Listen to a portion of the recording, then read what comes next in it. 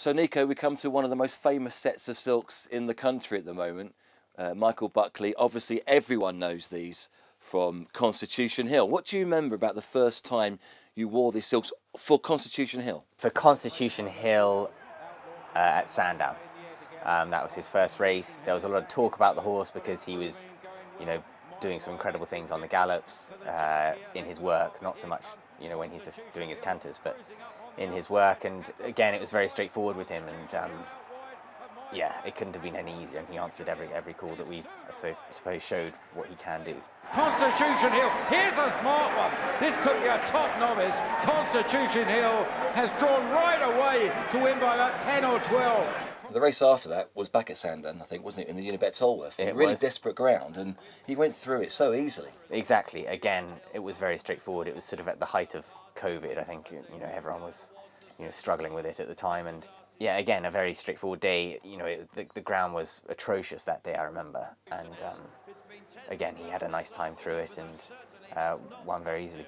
Constitution Hill, the colours of Michael Buckley, trained by Nicky Henderson, ridden by Nico de Boinville, a very easy winner of the Unibet Tolworth Hurdle. And then going to the Cheltenham Festival victories, I mean, he's won twice with you on board in sensational style at the festival. I mean, I've never seen you celebrate so much when you won a race as when you're wearing these colours. Yeah. It must give you such a feel and such a thrill to win on Constitution Hill in these colours. Definitely, it's one, those days when you're riding a horse like him, you really enjoy them, and that's why we, it's not so much a job then, it's a pure joy to ride, and on that day when he won the Supreme, it was fairly quick ground. Here we go, flags race again. They're off. We went a really strong gallop with John Bon up front and Willie's horse as well, and it was one of those.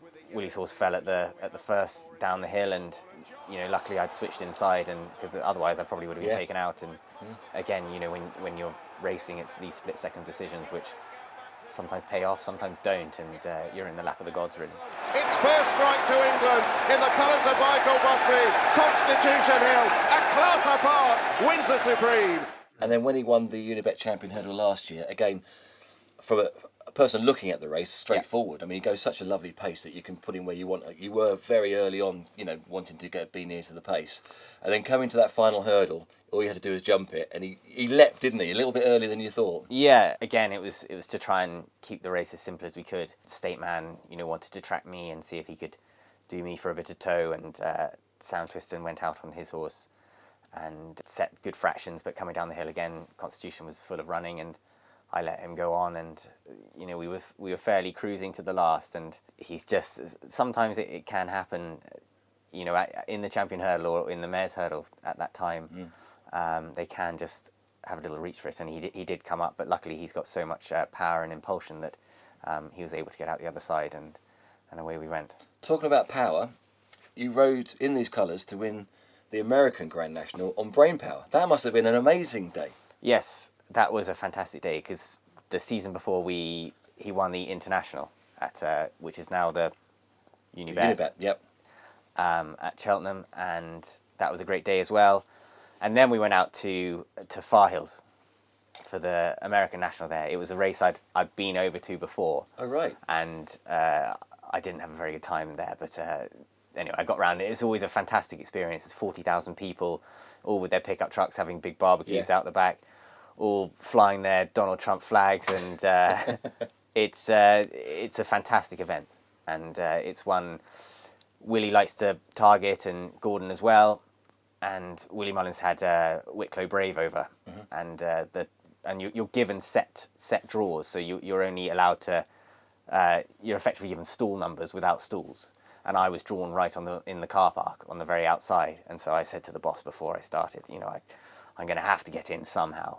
And eventually we did, and I managed to find my way onto, because it's very tight as well. You want to be on the inside. You can't be out in the car park. So I think I ran over a few people just to try to get to the tail of Wicklow Brave. And then turning out the back, you then finish up on a chute and you go uphill. And it's quite a stiff finish. You actually need quite a good horse to win the American National. And I was tracking Wicklow Brave, and unfortunately Wicklow Brave came down at the last. And he was fatally injured, which was it did mar the event a bit, but or a lot rather. But it was just a great day for Michael Buckley and all Brain Pass connections, because we had targeted that race for him, and you know, to take a horse out there, it costs a lot of money, and it's no easy feat. So yeah, that was a fantastic day, and one I remember fondly, even though all the events around it. But yeah, it's not easy to do. And plenty of people, you know, may know Constitution Hill with these silks, but they forget about the other horses you've ridden. I mean, Burrows Edge won a Unibet Lanzarote for you in these colours. Yeah, Burrows Edge, he was a horse who didn't like he almost had a bit of claustrophobia. And in the Lanzarote, I went very wide, and everyone pretty much fell at the final hurdle, bar Burrows Edge. He was so wide, and he was finishing with flying at the last. And anyway, he went on to win it, and yeah, so there was a bit of luck involved as well, but again, a good day. And Michael's had plenty of horses with Nicky that you wouldn't have ridden, like the Proclamation was a very good horse with these colours. Another very good horse, Finian's Rainbow, which you didn't ride in a race, but you rode at home.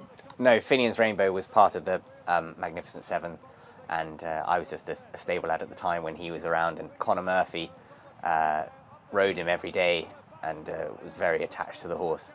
I think one of the only times I rode him was when we used to school over 2 fences out the back, just in front of the house there, and that was our first sort of starting to see if they were going chasing or hurdling, and I was the first one to be able to ride Finian's Rainbow over a fence, and it absolutely blew my mind as a young 22-year-old or whatever I was. And yeah, these colours go way back through the history of Seven Barrows as much as anything.